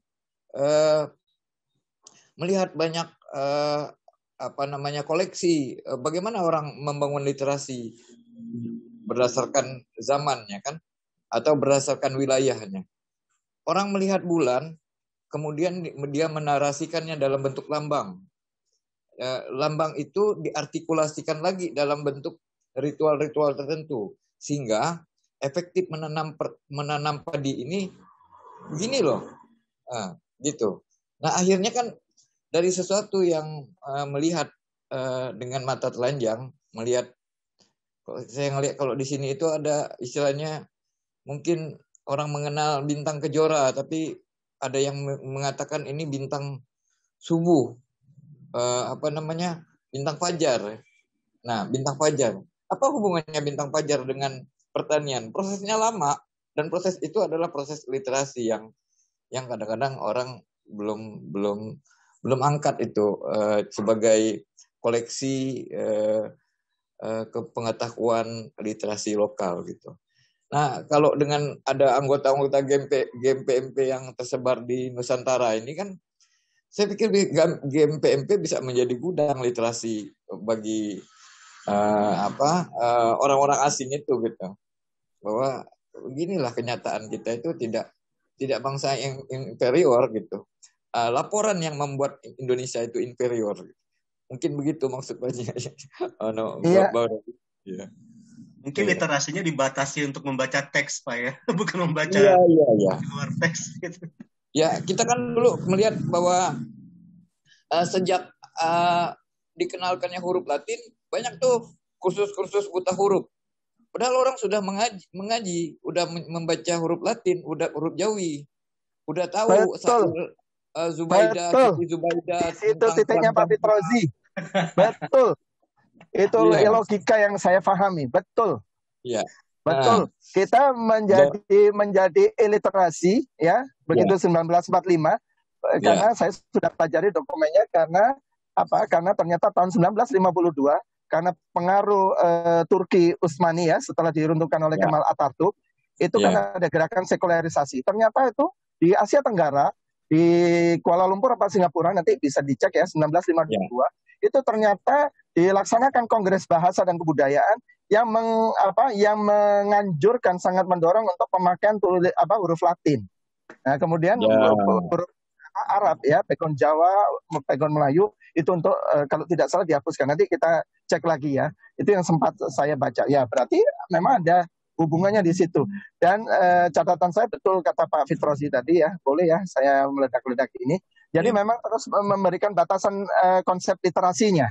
Ya, jadi jangan sampai begini, ketika sudah bicara awalnya adalah bicara katakanlah ya literasi dasarnya baca begitu ya, maka parameternya kan baca dulu. Jangan ketika ukurannya awalnya pakai ukuran baca, bisa baca, tahu-tahu yang ini instrumennya dipakai adalah kemampuan memahami bacaan. Nah, saya sebagai seorang ilmuwan itu nggak bisa diajak berpikir loncat. Rencana saya mau menyiapkan tulisan, Pak, sampai tahapan mulai UNESCO pertama kali literasi itu maknanya baca dan tulis dasar ya. Nanti saya urut sebelahnya itu instrumennya apa yang dipakai. Nah, sampai nanti ketika berbicara literasi itu adalah kemampuan memahami bacaan. Nah, maka di sebelahnya laporan internasional apa yang sudah dipakai. Sehingga clear. Termasuk juga Pak Fitrozi tidak salah mengatakan literasi itu bisa maknanya juga bagaimana kita bisa membaca literasi visual.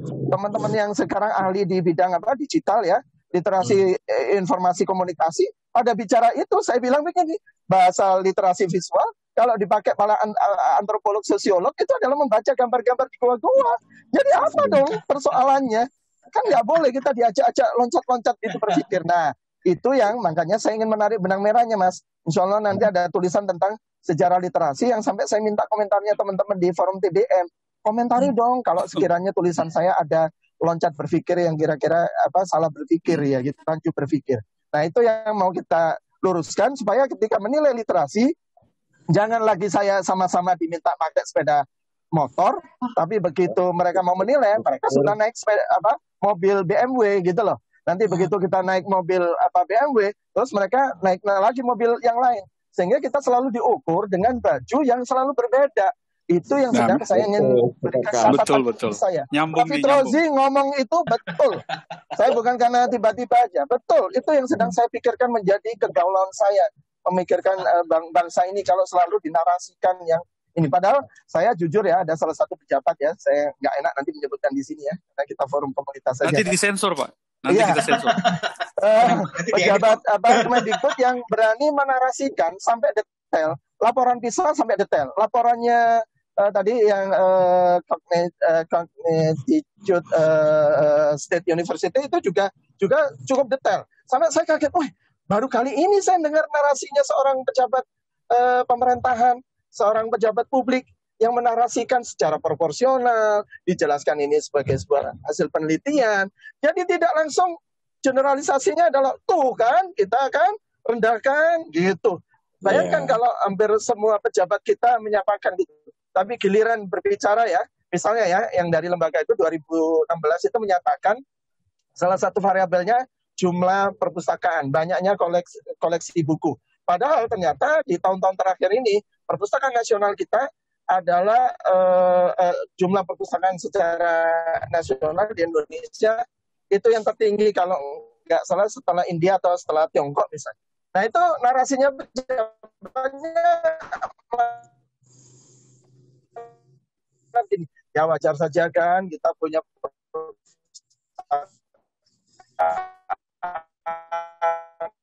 di Indonesia itu banyak sekali karena memang provinsi itu jadi kontradiksi gitu loh. Kalau bicara ke kulis, tetapi begitu kita punya prestasi, misalnya ya, mohon maaf ya, saya agak kritis saja misalnya Swedia, Denmark atau Finlandia. Berapa jumlah penduduknya? Kira-kira berapa perpustakaan yang dibutuhkan secara real, secara empirical? Nah, tentu akan berbeda dengan jumlah perpustakaan di Indonesia. Nah, tentu kita berarti tidak bisa hanya mengukur semata-mata dari segi jumlah secara kuantitatif. Berarti ada pendekatan kualitatifnya. Nah, bagaimana memixkan, mencampurkan antara kuantitatif kualitatifnya itu secara proporsional. Sama seperti saya di pelayanan publik ketika misalnya bicara doing business ya sejak tahun 2006 misalnya. Bicara pelayanan publik di Indonesia dibandingkan dengan Singapura. Singapura itu Jakarta muter saja itu sudah selesai. Itu flat. Pelayanan mudah dilakukan. Tapi coba bicara Papua, orang harus turun dulu dari Puncak Jayawijaya, turun ke ibu kota, kabupaten kota. Nah, jadi ukurnya sebarannya dari ujung ke ujung, itu semakin sebarannya itu semakin jauh, tentu tidak mudah untuk digeneralisasi ya. Kurang lebih logika penelitiannya seperti itu. Itu kurang lebih yang saya maui. Mudah-mudahan menarik. pakar-pakar kuantitatif. Menarik. Bang Fitro, kita punya waktu 9 menit lagi. Ini ada Pak Haidar yang mau nanya. Mungkin kita kasih kesempatan Pak Haidar dulu ya. Silakan Pak Haidar. Halo, Assalamualaikum warahmatullahi wabarakatuh. Salam sehat semuanya, Pak Cahyo. Iya, makasih Mas. Komolana, teman-teman semua. Ini maaf, saya baru masuk sore ini ya, telat sejam lebih. Langsung dapat yang bagian panasnya. Langsung bagian panas. Ngurusin pasar rempah soalnya, ngurus pasar rempah. Dan langsung pengen komentar nih, dengar Mas Cahyo berapi-api. Iya, Mas Cahyo, setuju sekali. Saya ingin share dua informasi mungkin. Yang satu informasinya saya baca dari sebuah makalah, kemudian yang satu adalah informasi tangan pertama dari teman yang sedang survei gitu ya. Nah, yang pertama ini mengenai dua-duanya mengenai bahasa gambar. Jadi yang pertama ini terkait dengan gambar-gambar yang sering dilukiskan di kepala-kepala perahu pada tradisi perahu Madura. Jadi ada sebuah makalah sebetulnya yang menggali bahwa gambar-gambar itu adalah doa bagi perahu itu maupun juga pemakainya begitu. Nah, kita pun sering mendengarkan bahwa tanda yang berupa doa itu sering disebut rajah ya gitu. Ini saya yang berasal dari Sunda ini mengenal kalau di Sunda rajah itu dinyanyikan, jadi diiringi dengan kecapi begitu ya. Lalu ada orang yang menyanyikan rajah setiap pembukaan sebuah acara. Dan isinya memang doa. Jadi kebayang kita sebenarnya mengenal dua macam literasi di situ. Satu literasi doa yang digambarkan, dan gambarnya itu biasanya kan tentu saja ya sangat singkat walaupun ternyata cukup elaborate gitu ya. Jadi menjadi sebuah gambar yang kalau ditampilkan di kepala perahu itu menampakkan bagian muka dari perahu itu mana ketahuan gitu kan ya. Nah kemudian ketika itu berbentuk tekstual dan dinyanyikan, itu bisa berlangsung 2 jam sendiri loh. Rajahnya Sunda itu. Jadi sebuah gambar dan sebuah nyanyian yang dilantunkan sebagai sama-sama doa bisa memiliki ekspresi yang ketika berupa gambar itu ditangkap secara visual kan langsung ya 1 detik juga nggak sampai, tapi semua orang mengerti gitu ya. Yang tentunya yang mengerti adalah mereka yang latar belakang budayanya itu gitu ya. Tapi ada yang bisa 2 jam berlangsung. Nah lalu ada pengalaman teman saya yang survei di Sadang, Toraja, di mana ketika sampai di sana lalu ngobrol begitu kan dengan orang tua-tua di sana tentang peti mati. Jadi kalau di Toraja itu kan ada kebiasaan untuk tetap melakukan penguburan ala Austronesia begitu ya. Jadi kalaupun diberikan peti mati tapi tidak dikubur akhirnya. Jadi sebetulnya sosok jenazah itu kan tetap ada di atas tanah, bahkan terkadang dinaikkan ke level yang lebih tinggi di tebing begitu ya, ataupun diberikan semacam peninggian dari kayu gitu ya, seperti panggung begitu. Nah peti matinya itu kemudian ada yang diukiri dengan lambang-lambang gitu. Nah ternyata itu adalah obituari, jadi semacam ingatan dari yang hidup kepada yang dimakamkan itu. Jadi peti mati yang penuh dengan lagi-lagi rajah gitu ya, bahasa visual yang diukirkan. Satu ukir itu mewakili 1 orang, ingatan seumur hidup dari orang yang meninggal dituangkan dalam bentuk ukiran oleh yang masih hidup dan mengantar dia ke alam keabadian begitu kan.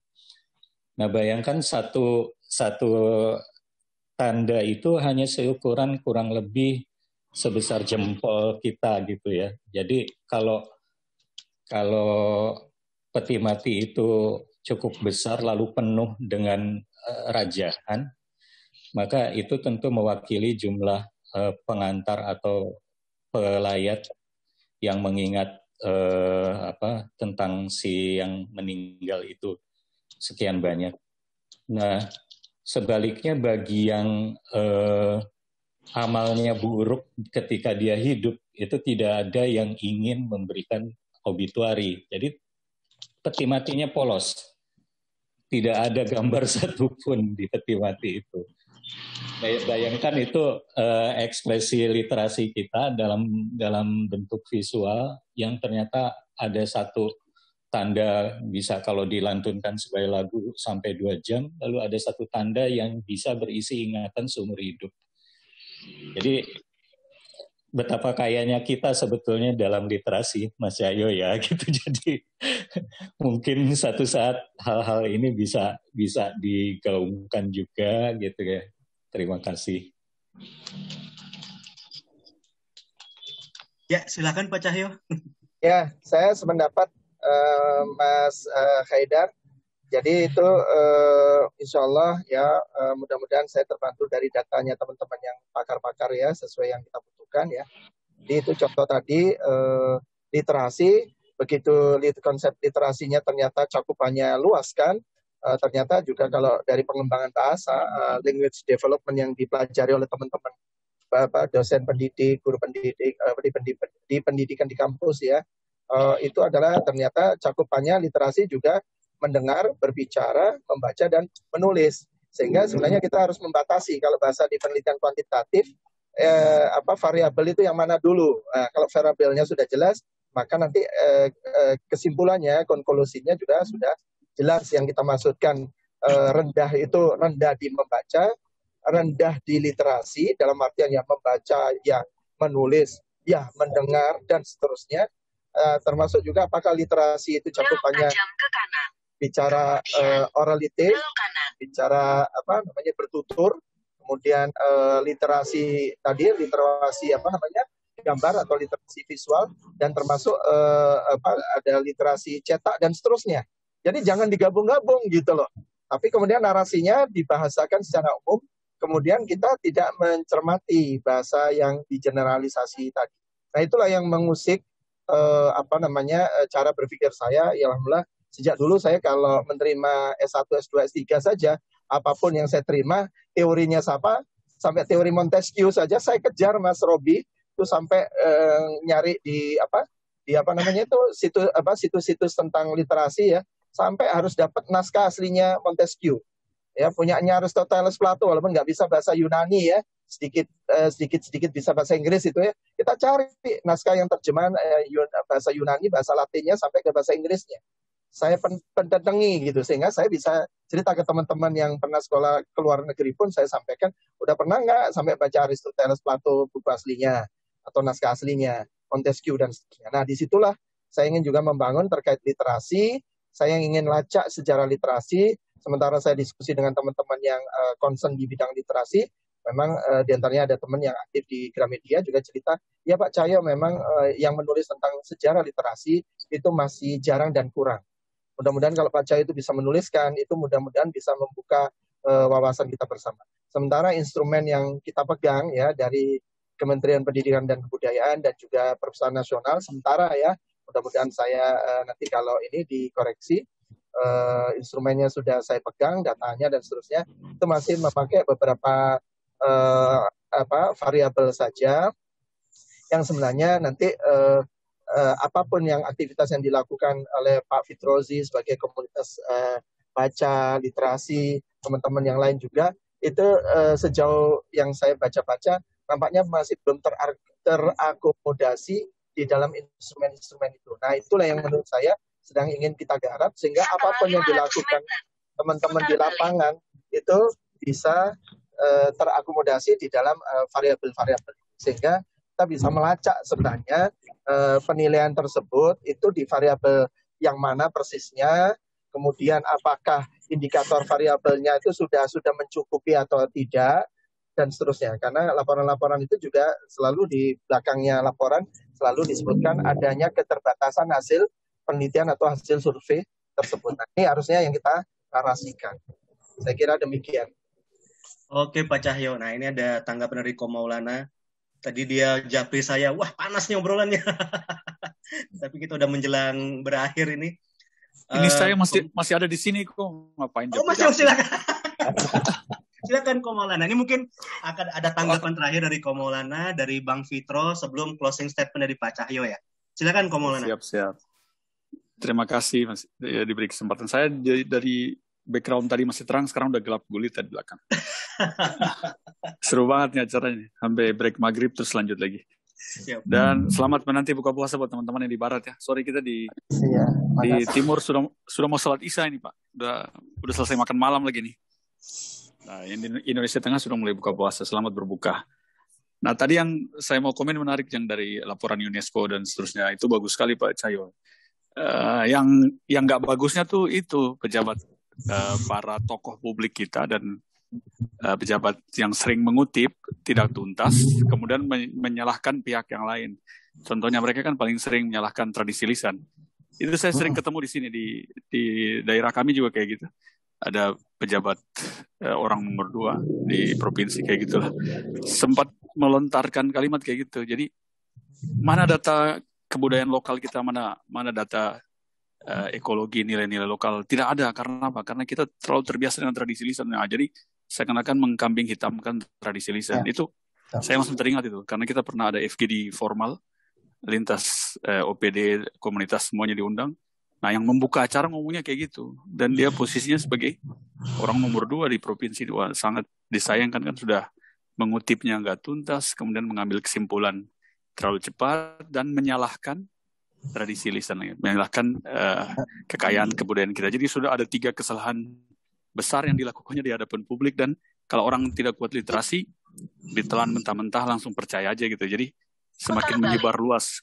Kalau bisa bahasa halus ini, hoax secara halus, tapi dampaknya substansif, masif, dan terstruktur. Jadi luar biasa nih kita dikelilingi data-data hoax yang halus, tapi dampaknya bisa jadi masif.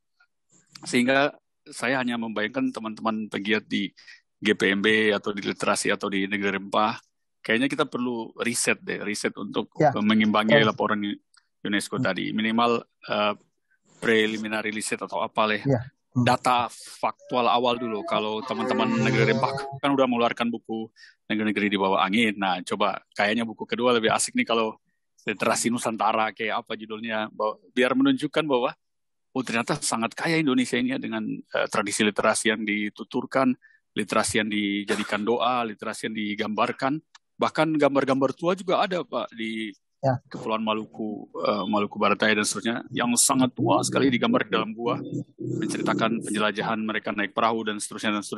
Jadi sangat kaya literasi kita sebenarnya. Bahkan kalau tantangan diterima, challenge. Karena saya lupa bukunya ada ketinggalan di dalam rumah. Di Ternate kita berhasil menuliskannya kembali. Alhamdulillah yang menulis langsung itu Pak Imam.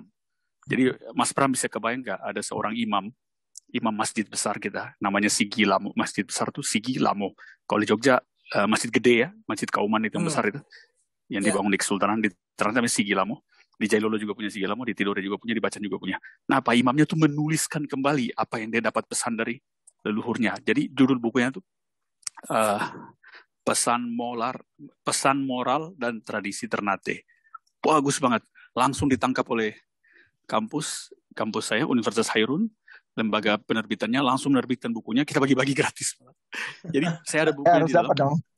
Iya, kemarin saya lupa kasih Pak Cahyo, sangat terbatas. PDF. Waduh, saya harus cari orang dalam kayaknya kalau mencari PDF-nya. Orang dalam di lembaga penerbitan maksudnya. Jadi di buku itu tuh tertulis jelas sekali bagaimana kesusastraan, sastra lokal kita luar biasa bagus sekali Pak Cahyo. Saya sebagai putra daerah juga terkaget-kaget dan terkagum-kagum. Ternyata leluhur kita tuh punya susunan teks linguistik tuh cantik banget. Dia pintar sekali mengambil fonem, perumpamaan, terus ada irama, ada ritme, ada alur, segala macam. Yang dulu saya cuma belajar, karena saya bukan orang sastra. Ketika kita belajar di SMA dulu, puisi, ritme, prosa, dan seterusnya, saya baca buku tradisi moral orang Ternate itu, ketemu tuh iramanya, A, B, B, C, D, dan seterusnya. Dan isinya tuh pesan-pesan yang luar biasa. Di Ternate kita mengenal dengan istilah Doro Bololo, Dalil Tifa, Dalil Moro. Terus ada pantun dan seterusnya. Dan itu ada praktiknya. Ada praktik ketika mengantar pengantin harus dipantunkan terlebih dahulu. Ini pengaruh budaya Melayu sangat kuat nih. Ketika meminang calon pengantin ada pantunnya. Kemudian di saat tradisi mulai dari lahir sampai orang meninggal. Semua literasi itu tuh diwujudkan. Jadi kebayang nggak kalau UNESCO tahu betapa jagonya orang Indonesia ini mempraktekkan literasi sejak masih dalam kandungan sampai dia masuk ke liang lahat. Itu semua praktik-praktik kebudayaan itu basis literasinya sangat kuat. Jadi saya yakin ini bisa jadi World Heritage nih kalau kita serius dengan data preliminary yang sangat kuat tadi. Jangan-jangan kita terlalu sibuk melihat sesuatu yang besar yang susah digapai, sementara kita punya sesuatu yang kecil dan berserakan di mana-mana. Saya yakin di Palembang ada, di Bangka Belitung ada, teman-teman di Sulawesi juga punya, seluruh Kepulauan Nusantara punya tradisi lisan yang dilantunkan, bahkan ditulis kembali. Jadi kita sudah tidak ada zaman lagi mendikotomi lisan dan tulisan, karena semua adalah bagian dari literasi. Dan kalau bukan kita yang bikin nih Pak Cahyo, sayang masa orang dari Singapura lagi yang bikin, dari Australia peneliti dari Singapura yang datang. Kita di sini kebanjiran peneliti kayak gitu Pak Cahyo. Dari NUS, dari Australian University, dari Monash, dari mana? Pada datang ke sini. Kemarin dari Korea Selatan datang ke sini. Ke tempat saya ngobrol ini, di rumah ini. Wawancara dia. Tahu-tahu udah keluar di jurnal A, jurnal B, jurnal C. Jadi kecolongan. Selalu kecolongan kita. Sebagaimana kapal selam dari Perancis kemarin berhasil terobos diam-diam, kemudian dia bikin laporan. Orang yang kita berhasil lewat jalur Indonesia, tapi nggak ada satupun yang tahu kita lewat. Bukan cuma itu, para peneliti asing itu sangat banyak masuk ke Nusantara dan mempublikasikan hasil di luar sana tanpa kita ketahui. Kemudian kita baca ulang hasil laporan mereka. Nah, untuk kepentingan-kepentingan besar, saya kadang-kadang suka ngawur mikirnya, jangan-jangan laporan-laporan sebesar itu sengaja dibuat biar kita jadi lebih konsumtif ketika mereka menawarkan program atau kegiatan. Kita jadi pembeli mereka lagi. Jadi pasar kita dengan 220 juta orang yang begini banyak nih. Apa yang udah bekas, barang bekasnya di mereka, dijual ke kita jadi laku. Bagaimana barang bekasnya dia jadi laku di kita, dia harus berbuat laporan dulu. Dia harus bikin laporan yang bagus dulu. Laporan yang menggugah bangsa kita bahwa wah ternyata kita butuh buku, kita butuh perpustakaan dan seterusnya. Baru dijual barang-barang bekasnya ke kita. Jadi apa yang sudah dia tidak laku dikirim ke kita. Jadi hal menariknya adalah strategi dan pertahanan budaya kita lemah. Selain militer, laut dan lain lemah, kemudian kita sangat rentan sekali disusupi dan direcoki, apalagi diiming-iming dengan bukan berarti kita nasionalisme berlebihan atau seterusnya, tapi terlalu rentan kita bangsa ini dari aspek segala macam kebencanaan, strategi kemiliteran, persatuan pangan sampai ke budaya literasi dan seterusnya. Dan lebih bahaya lagi kalau para pemimpin dan pengambil kebijakan kita justru menghamba pada kebijakan seperti itu. Jadi rakyat yang tadinya lagi bersemangat dengan tradisi dan budaya literasi lokalnya dipaksa untuk ikut tradisi dan budaya literasi yang dari luar yang belum tentu cocok dengan daerahnya masing-masing. Mungkin itu saja beberapa setengahnya curhat dari saya. Terima kasih. Mungkin closing statement dari kita, dari saya mungkin ya. Kita ini bukan tidak berprestasi mungkin, tetapi ketika ingin berprestasi podiumnya dikuasai oleh orang lain. Jadi itu yang jadi persoalannya. Aku senang istilah itu tuh, aku senang banget. Boleh dikutip nggak? Asik tuh, dikutip bagus, keren banget, sumpah itu keren. Dijadiin kaos aja, dicetak di kaos gitu kan, lumayan jual laku tuh. Lanjut bang. Kelemahan kita itu yang membuat, jadi sehingga kita harus bangun kembali, jangan sampai, intinya seperti yang Komaulana sebut tadi, jangan sampai kita menjadi bangsa yang konsumtif gitu. Dan memang dihalang-halangi. Karena setahu saya Pasai Sakuala itu sudah menulis banyak kitab dan dia bermain dengan kitab gitu. Artinya Pasai itu sudah menjadi penyebar. Tapi Portugis kan sudah merecoki dan Belanda kemudian merecoki konsep hakikat literasi Aceh itu dengan kepentingan Barat gitu, katakanlah. Bukan tidak mungkin kita itu sudah didesain untuk menjadi bangsa konsumtif sudah sejak lama gitu.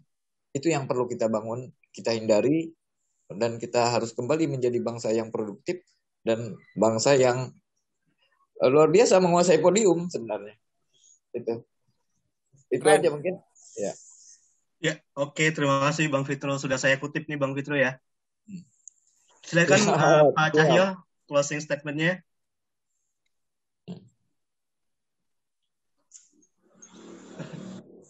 Halo Pak Cahyo. Oke, gimana nih Mas Bram, Pak Cahyo? Pak Cahyo silakan Pak Cahyo. Silakan closing statement-nya Pak. Iya, jadi pada intinya menurut saya, yuk saya sependapat dengan teman-teman di Yayasan Unpad dan teman-teman yang lain. Kayaknya kita memang harus, Mas Maulana ya sepakat ya, di tengah kesibukan kita harus agak fokus di punya judul-judul atau tema-tema untuk riset itu untuk kita angkat. Nanti didanai atau tidak didanai, setidaknya kita menggunakan data sekunder ya, yang sangat banyak banget ya, kita bisa akses dari internet. Nah, itu untuk memulai sebuah penelitian awal. Dan saya akan mencoba menuliskannya, nanti juga teman-teman kalau punya akses pada yang teman-teman filolog, arkeolog, itu nanti bisa membantu. Kalau ada guru besar yang di bidangnya nanti bisa bantu. Saling bantu-membantu untuk kita membangun literasi kita. Termasuk literasi rempah, termasuk literasi kita dalam yang kita sedang bicarakan. Saya kira demikian. Itu satu-satunya solusi daripada kita marah-marah terus kan. Mendingan kita melakukan riset. Ya, buktikan. Setuju, Pak Fitro, Pak Cahyo, benar sekali. Biar jadi proposal-proposal yang laku ya Mas Bram untuk riset Mas Bram. Cocok. Dari Pak Cahyo dari Kepulauan Maluku kami udah siap, sudah nulis lagi, siap sharing lah. Siap. Oke, Pak Cahyo, terima kasih sekali atas ininya, masukannya, insight, pandangannya.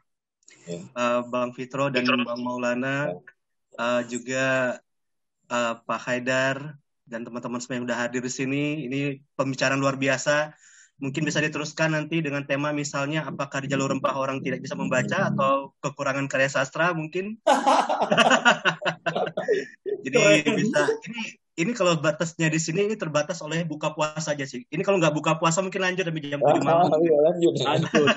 Ini luar biasa nih. Seumur umur saya berikut Zoom mulai dari sebelum maghrib sampai lanjut isya nih. Ini sudah ada Jadi mungkin ada baiknya ini diteruskan di tema yang advance ya selanjutnya gitu. Tapi kita hari ini kita batasi dulu di sini. Terima kasih sekali buat Pak Cahyo yang udah meluangkan waktunya dari mulai di dalam mobil sampai selesai. Sekarang masih di mobil juga dengan Komolana yang udah belum buka puasa sampai sholat isya tetap lanjut. Bang Fitro dan teman-teman lain, kami mohon maaf atas segala kekurangan dan salah-salah kata. Kita berharap ini ada berguna, bermanfaat buat kita semua, dan kita berharap akan berlanjut, bukan obrolan terakhir ya. Terima kasih untuk kehadiran teman-teman semua. Sampai jumpa di kegiatan Lintas Nusa selanjutnya. Wassalamualaikum warahmatullahi wabarakatuh. Waalaikumsalam warahmatullahi wabarakatuh. Terima kasih semuanya. Terima kasih. Maaf, saya duluan ya. Saya keluar dulu. Silakan. Sampai jumpa. Buka dulu.